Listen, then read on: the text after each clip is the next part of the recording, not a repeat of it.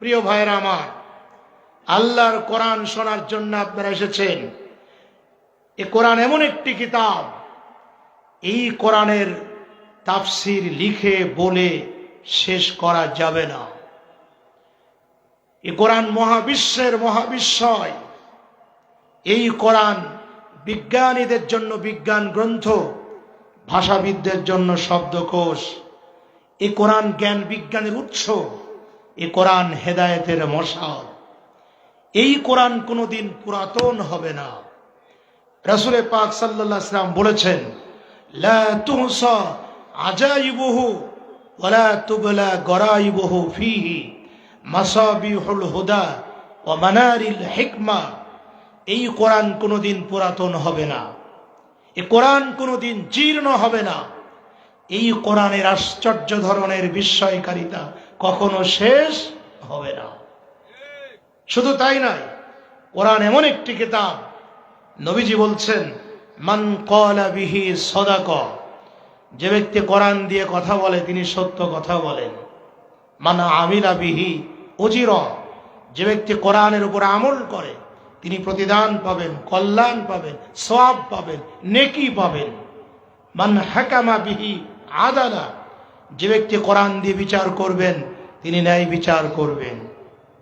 সম্মানিত ভাইরা, শুধু তাই নয়, কোরআন এমন একটি কিতাব, আকাশের নিচে জমিনের উপরে সর্বশ্রেষ্ঠ কিতাব হলো আল্লাহর কোরআন। এই কোরআনের মর্যাদা এত বেশি, আল্লাহ পাক বলছেন, সম্মানিত ভাইরা আমার, এই কোরআনের সম্মানের কথা বলতে যে আল্লাহ রাব্বুল আলামিন বলছেন, লাউ আনজালনা হাযাল কুরআন আলা জাবালিল লারাআইতাহু খাশিআম মুতাসাদ্দিআম মিন খাশিয়াতিল্লাহ।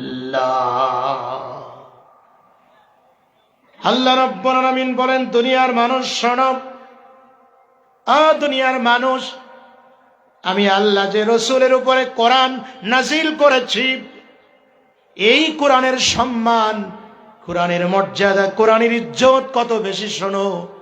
আল্লাহ বলছে, আমার কোরআন যদি পাহাড়ের উপরে রাখতাম, পাহাড়ের উপরে নাজিল করতাম, আমার কোরআনের ওজন পাহাড় সহ্য করতে পারত না। পাহাড় ধ্বংস হয়ে যেত, পাহাড় চূর্ণ বিচূর্ণ হয়ে যেত।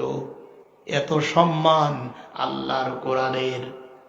কোরআন যখন নবীজির উপরে নাজিল হতো, নবীজির চেহারা লাল হয়ে যেত, কপাল দিয়ে টপ টপ করে ঘাম পড়তো। শুধু তাই নয়, আল্লাহর নবী যখন ওটের উপরে দাঁড়িয়ে বক্তব্য দিতেন, আর ওই সময় যদি নবীজির উপরে কোরআন নাজিল হতো, নবীজির চেহারা লাল হয়ে যেত, এমনকি উট পর্যন্ত থরথর করে কাঁপত। নবীজি বিদায় হজের দিন ১৬ লক্ষ সাহাবীদের সামনে বক্তব্য দিচ্ছিলেন উটের পিঠে দাঁড়িয়ে। সাহাবীরা লক্ষ্য করলেন নবীজির চেহারা লাল, কপালে ঘাম। শুধু তাই নয়, আল্লাহর নবী যে উটের উপরে আছেন, উট পর্যন্ত থরথর করে কাঁপতেছে। নবীজির সাহাবীরা নবীজিকে বললেন, ইয়া রাসূলুল্লাহ, হাবিবাল্লাহ সাল্লাল্লাহু আলাইহি ওয়াসাল্লাম, আপনি বক্তব্য দিচ্ছেন, বক্তব্য দেওয়া কঠিন কাজ, এই জন্য আপনার চেহারা লাল হতে পারে, কিন্তু আপনি নবীজি যে উটের উপরে আছেন, উট কেন কাঁপতেছে, উটের পা কেন শক্ত মাটির মধ্যে ঢুকে যাচ্ছে, তার কারণ কি? নবীজি বললেন, শোনো আমার সাহাবীরা, এই মুহূর্তে আমি নবীজির উপরে আল্লাহর কোরআনের একটি আয়াত নাজিল হয়েছে। ওই আয়াতের মর্যাদা, আয়াতের ওজন এত বেশি, আমি নবী তো দূরের কথা, আমি নবী যে উটের উপরে আছি, উট পর্যন্ত ওই আয়াতের ওজন সহ্য করতে পারছে না। জোরে বলুন আল্লাহু আকবার। প্রিয় ভাইরা আমার, বক্সের আওয়াজ একটু কানে আর একটু বেশি দেন আমার।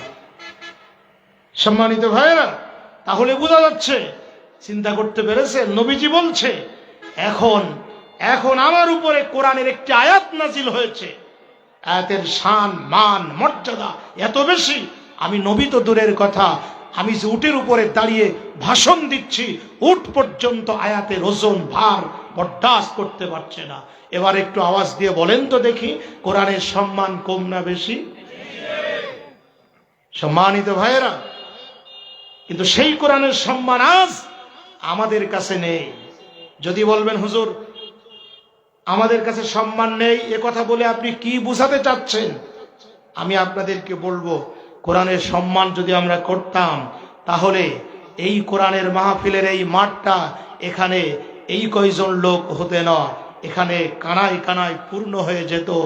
এখানে আফসুস যদি কোরআনের মাহফিলের কথা না বলে যদি বলা হতো গান হবে, আসবে ভারতের শাহরুখ খান, আসবে বাংলাদেশের শাকিব খান, আসবে পালিয়ে থাকা মমতাজ, আসবে কুষ্টিয়ার সালমা, ওরা নাচানাচি করবে, গান বাজনা করবে, আর ডায়লগ দেবে শাকিব খান আর শাহরুখ খান। এসো চেয়ারে লাগবে 300 আর বিছানায় লাগবে 100, মাটিতে লাগবে 50 টাকা। আমার বিশ্বাস লোক এই কয়জন হতো না, এখানে হাজার হাজার মানুষের ঢল নামতো। আওয়াজ দিয়ে বলুন ঠিক কিনা? আসলে আমরা কোরআনের পাগল নয়, আমরা সালমার ভক্ত, আমরা শাহরুখ খানের ভক্ত, আমরা শাকিব খানের ভক্ত, আমরা মেসির ভক্ত, আমরা রোনালদোর ভক্ত, আমরা মমতাজের ভক্ত। শুনে রাখেন, মান তাশাব্বাহা বিকওমিন ফাহুয়া মিনহুম। এই দুনিয়ায় যাদের যারা ভক্ত হবে, এই দুনিয়ায় যাদেরকে যারা ভালোবাসবে, এই দুনিয়ায় যাদেরকে যারা সমর্থন করবে, তাদের সাথে তাদের হাসর হবে। আওয়াজ দিয়ে বলুন ঠিক কিনা? এই জন্য কোরআনকে যদি আমরা ভালোবাসতাম, এই কোরআনের মাহফিল কানায় কানায় পূর্ণ করে দিতাম আমরা। শুধু তাই নয়, আল্লাহর কোরআনকে যদি ভালোবাসতাম, আল্লাহর কোরআনের বিধানকে আমরা পরিপূর্ণভাবে মানতাম। আফসোস লাগে শিক্ষিত মানুষ কোরআনের বিধান ভালো লাগে না। সেদিনকে কক্সবাজার জেলার উখিয়া থানার একজন কলেজের একজন অধ্যাপক কলেজের ক্লাসে ঢুকে মেয়েদেরকে, যারা বুরখা পরে কলেজে ঢুকেছে, হিজাব পরে ঢুকেছে, সেই মেয়েদেরকে ব্যঙ্গ করেছে, ছোট করেছে, কটাক্ষ করেছে। এমনকি বলেছে, তোমরা যারা বুরখা পরে কলেজে এসেছো এটা দেখতে ভালো লাগে না, এটা তোমাদের ডাকাতের মতো মনে হয়। তোমাদের যদি বুরখা পড়তে ইচ্ছা হয়, হিজাব পড়তে ইচ্ছা হয়, তোমরা মাদ্রাসায় ভর্তি হও, কলেজে পড়বা, বুরখা পড়বা, এটা চলবে না। আপনারা বলুন, নামাজ পড়া সে আল্লাহর হুকুম, রোজা রাখা যে আল্লাহর হুকুম, পর্দা করাও কিন্তু সেই আল্লাহর হুকুম। আওয়াজ দিয়ে বলুন ঠিক কিনা? বাংলাদেশে 56,000 বর্গ মাইলের বাংলাদেশে, ওলিয়া উলিয়ার বাংলাদেশে, পীর বুজুর্গর বাংলাদেশে, মাদ্রাসা মসজিদের বাংলাদেশে, এই বাংলাদেশে শতকরা মুসলমান বাস করে। যে দেশের মানুষ ফজরের আযান শুনে, যে দেশের মানুষের ঘুম ভাঙে এশার নামাজ, এশার আযান শুনে যেই দেশের মানুষ ঘুমিয়ে যায়, আমরা বলতে চাই সেই দেশে তুমি পর্দা করা মেয়েদেরকে ব্যঙ্গ করবা, তাচ্ছিল্য করবা, পর্দা করা মেয়েদেরকে কলেজ থেকে তাড়িয়ে দিয়ে মাদ্রাসায় ভর্তি করতে বলবা। বাংলার তরুণ সমাজ, যুব সমাজ, ইসলামী মূল্যবোধী মানুষ এটা কখনো বরদাস্ত করবে না। আওয়াজ দিয়ে চিল্লা বলেন ঠিক কিনা?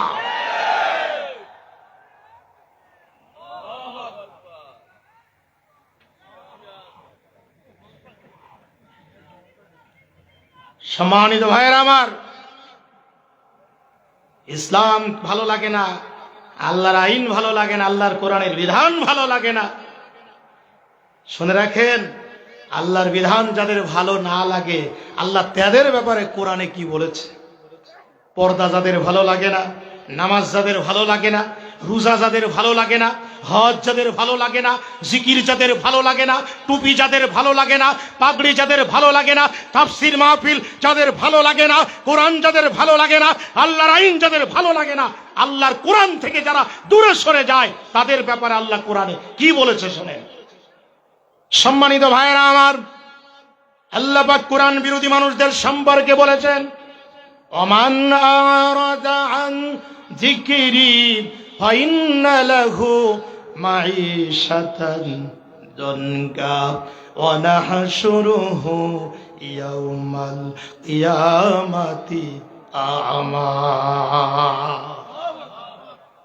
আল্লাহ বলছে যারা কোরআন থেকে দূরে সরে যাবে, এখানে দুই পাশে দুইজন আলেম বসে আছে, অত সাহস নাই কথা বলা। কথা বলতে হলে হিসাব করে বলতে হয়। এখন আল্লাহ বলছে যারা কোরআনের আইন মানে না, কোরআন থেকে যারা দূরে সরে যায়, কোরআনের মাহফিল যাদের পছন্দ হয় না, আল্লাহ পাক বলছেন আমি আল্লাহ পাক তাদেরকে দুইটা গজব দেব। এক নম্বর, দুনিয়ার জীবনটা তাদের সংকীর্ণ করে দেব। ওদের টাকা থাকবে, গাড়ি থাকবে, বাড়ি থাকবে, সুন্দরী বিবি থাকবে, জায়গা জমি সব সহায় সম্পদ থাকবে, কিন্তু ওদের জীবদ্দশায় শান্তি পাবে না ওরা। এরকম লোক সমাজে ভরি ভরি রয়েছে।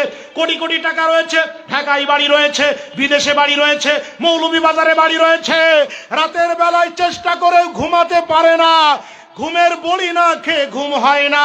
অথচ গরিব মানুষ সারাদিন ভ্যান চালায়, শ্রমিকের কাজ করে, যেই নেশার নামাজ পড়ে খেয়ে ঘুমিয়ে যায়, এক ঘুমে ফজর হয়ে যায়। আওয়াজ দিয়ে বলেন তাহলে শান্তি দেওয়ার মালিক কে? আল্লাহ বলছে দুনিয়ার জীবনটা তার অশান্তিময় করে দেব। আর কিয়ামতের ময়দান আমি আল্লাহ ওই কোরআন বিরোধী, আল্লাহ বিরোধী নাফরমানকে আমি আল্লাহ পাক অন্ধ বানিয়ে উঠাবো। কোরআন বিরোধী মানুষ কিয়ামতের ময়দানে অন্ধ হয়ে উঠবে আর আল্লাহকে ডাক দিয়ে বলবে। কোরআন বিরোধী মানুষ যখন অন্ধ হয়ে উঠবে, আল্লাহর গজবের মধ্যে গ্রেফতার হয়ে যাবে, তখন এই কোরআন বিরোধী মানুষ আল্লাহকে কি বলবে? আল্লাহকে বলবে ওয়ালা রাব্বি লিমা হাশারতানি আমা ওয়াকাদ কুনতু বাসীরা। ওগো আল্লাহ, কেন তুমি এই কিয়ামতের ময়দানে, কঠিন ময়দানে কেন অন্ধ বানিয়ে উঠালে আমাকে?